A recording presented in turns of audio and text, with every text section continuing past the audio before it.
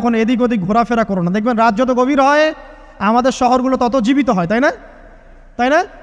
রাত যত গভীর হচ্ছে শহর তত জীবিত হয়। চায়ের দোকানে আড্ডা বেশি, ওই সিনেমা দেখছে, টিভি দেখছে, ক্যারাম খেলছে, লুডো খেলছে। ঘুম নাই। ঘুম কখন?